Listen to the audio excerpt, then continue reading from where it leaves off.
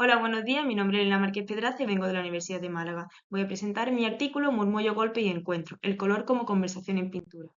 En esta investigación se parte de la premisa de cómo puede cambiar la esencia de un cuadro a través del color. Estudiaré el color como elemento de un diálogo que sucede en pintura, para entender cómo los diferentes usos del color coinciden en la búsqueda del equilibrio y unidad de pintura.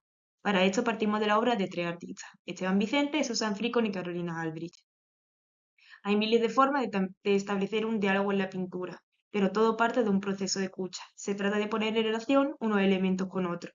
Por eso no es tanto importante qué tipo de trazo usamos, sino con qué color lo estamos enfrentando o qué tipo de gesto se enfrenta al vacío de otro, que otro ha provocado. Para poner elementos en relación es indispensable pensar en el color. En el momento que un color se posa sobre el lienzo, todo se modifica. El artista o el pintor es capaz de modificar la esencia el ritmo que estaba generando al cambiar la tonalidad de un cálido a un frío o incluso de un tono rosado a un tono verdáceo. Se trata de que todos los colores se ponen en relación los unos con los otros. Es como una conversación en la que no solo hay dos personas que dialogan, sino que también se escucha el ruido ambiente de la sala o se escucha como un albañil hace una obra a lo lejos o como las hojas se meten de los árboles. Se trata de imponer un contexto a la conversación, por lo cual no solo nos interesa en cuanto al color, las gamas o las tonalidades que se usan, sino cómo éstas están siendo usadas. Es por esto que es muy importante entender que la esencia del artista o del pintor queda impregnada en la forma en la que usa el color en sus obras y puede modificar la forma en la que se recibe. En esta investigación nos centraremos en tres formas de usar el color en la pintura, como un murmullo, como un golpe y como un encuentro. Como murmullo trabajaremos la obra de Esteban Vicente, donde a partir de capas vaporosas susurran una atmósfera que se desvanece a la vez que se construye. Por otro lado, nos encontramos la obra de Susan Fricon, con la que recibimos un golpe. Se trata de generar altos contrastes a partir de composiciones muy marcadas, donde saturación, profundidad y brillo comienzan a dialogar de diferentes formas. Y por último nos encontramos un encuentro en la obra de Carolina Albrecht. Este encuentro sucede donde un murmullo y un golpe empiezan a dialogar y empiezan a relacionarse sin diferenciar tanto de una forma radical una forma de hablar, sino como que se trata de buscar un equilibrio entre ambos registros. Comenzaremos con la obra de Esteban Vicente. Esteban Vicente susurra desde el color, pero cuando hablamos de susurrar desde el color nos imaginaríamos una obra fría de tono grisáceo o que hable desde como la levedad. Sin embargo, Esteban Vicente nos habla de una obra muy colorista, muy saturada, llena de matices y de vibraciones diferentes. Sin embargo, es capaz de susurrarnos, porque no se trata de un murmullo que parte de un color que vibra bajo, sino de una vibración alta que se expande de forma sinuosa a lo largo del lienzo. Sin embargo, la obra de Esteban Vicente ha ido evolucionando a lo largo de los años y comenzaremos hablando de su primera época. Esteban Vicente comienza dentro del expresionismo abstracto, aunque recibe más la influencia del cubismo. Eso se ve en obras donde la línea, el movimiento son los que rigen las composiciones. Y después, más tarde, también investigará a partir del collage. El collage le permite aún utilizar la línea con rasgados o cortes, pero también empieza a investigar los planos de color a través de papeles tintados. La forma marcada de los collages empiezan a perder importancia en la obra de San Vicente según pasan los años. La forma no tiene importancia en su obra, ya que se dibujan a favor del color. Comienzan a expandirse del gesto aún y de la mancha, pero desde las vibraciones entre diferentes tonalidades. Esto también implica que hay una investigación mayor a partir del color. Esto lo vemos en obras donde el color ya no deja, al principio era un color como mucho más sobrio o controlado, pero empieza a expandirse desde colores como muy saturados, incluso a otros apastelados, generando altos contrastes a partir de juegos de complementario o incluso de análogo o armonía. El color empieza como a investigarse desde sus propias cualidades. Pero sin embargo, también hace falta incidir en que las obras de Esteban Vicente, aunque son pertenecientes al expresionismo abstracto, él rechazaba completamente el uso de formatos grandes, que es lo que caracteriza al género en el que se inscribía. Sin embargo, él pretende utilizar tamaños limitados porque intenta que la pintura no se lleve a un plano trascendental o que sea como casi religioso, como la obra de Rothko, sino que intenta que se acerque más hacia lo humano, como hacia el propio diálogo que es capaz de hacer el color desde la fisicidad o desde el suelo. El color se comporta como un líquido que es inyectado en la pintura. Es como si se inyectase un líquido dentro de la piel y este se fuese expandiendo, de forma que hay algunas zonas que se quedan más opacas y otras más translúcidas.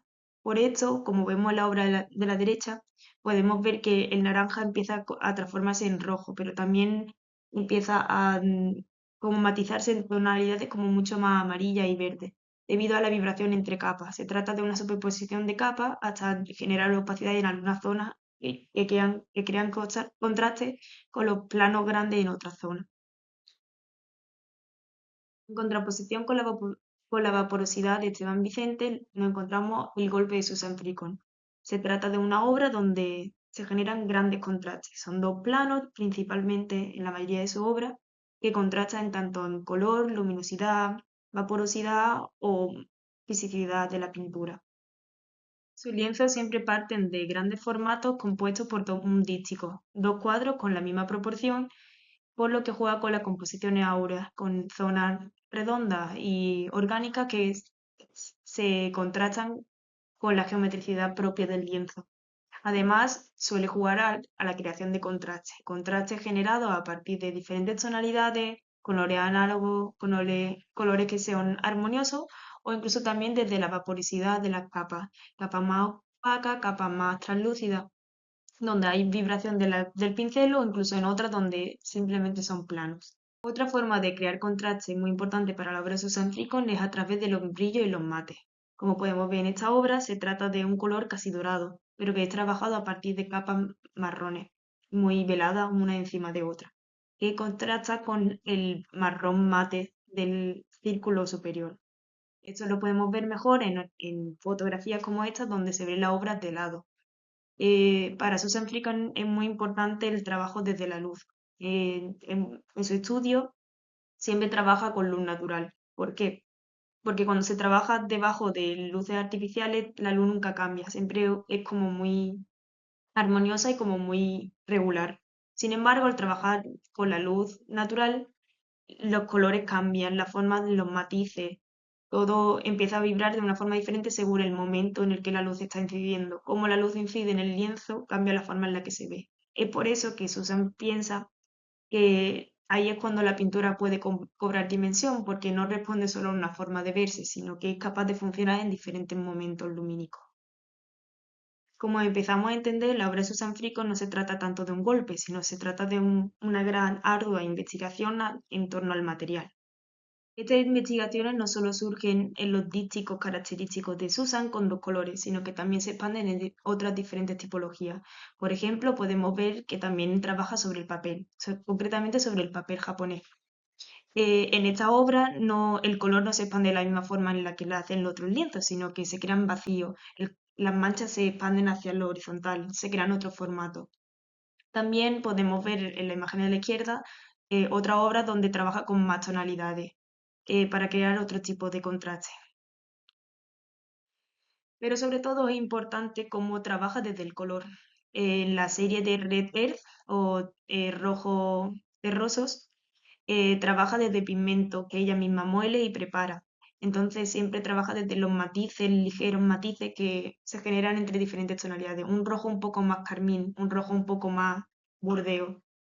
Son ligeros matices que generan como mucha atmósfera hacia adentro. Ya no se genera tanto un golpe como un contraste grande entre complementarios o entre colores muy saturados y colores muy oscuros, sino que se generan a través de matices pequeños. Y es que la obra de Susan Fricon también habla mucho desde el silencio. Esto lo podemos ver en obras como Hot and Dark Lumiere, que se generan como una atmósfera. Es un golpe, pero se genera una atmósfera en el azul. Trabaja mucho a partir de este pigmento, el índigo, porque le permite aplicarlo en capas muy aguadas, una detrás de otra, generando una luz que proviene de las capas anteriores y que se va oscureciendo. Es por esto que la investigación es muy importante en su obra, porque Para llegar a esta fórmula donde el azul todavía se ve, donde la luz sale desde atrás, ha tenido que hacer muchas pruebas de la cantidad de capas, cómo contrastarlas con otras tonalidades. Al final se trata de entender la materia desde su amplia gama de posibilidades, entender cómo de tanto se puede estirar una misma tonalidad. Por último, hablaremos de la obra de Carolina Aldrich. En esta podemos encontrar murmullos y golpes, podemos encontrar capas muy agudas y veladas, que se contraponen con otras mucho más marcadas y geométricas. Y es que la obra de Carolina Aldrich no se centra en una posición tan cerrada como las otras dos, sino que se trata de un diálogo entre ambos opuestos.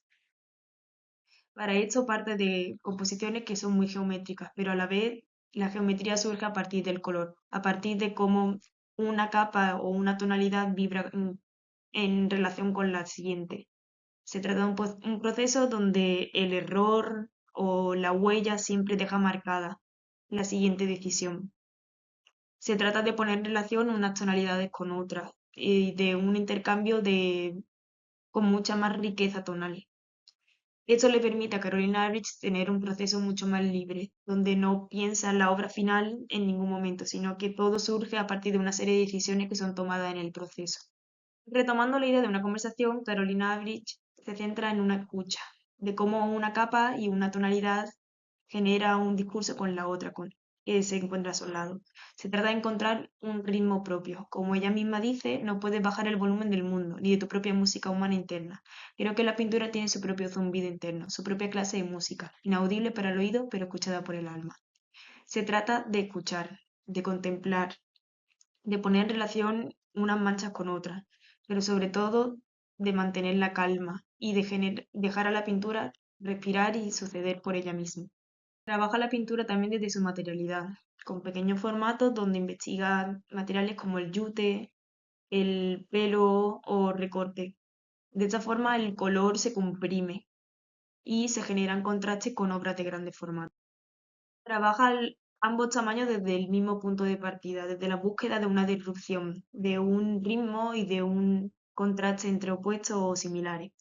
Pero, sin embargo, cada uno de ellos se exprime desde su propia materialidad. Se tratan de diferentes puntos de partida. En la pintura grande siempre hay espacio. La pintura no hay necesidad de incidir, sino que se expande. Sin embargo, los pequeños formatos se caracterizan por una incisión más dura, como mucho más agresiva, donde todo se comprime y se llena de detalle e intensidad.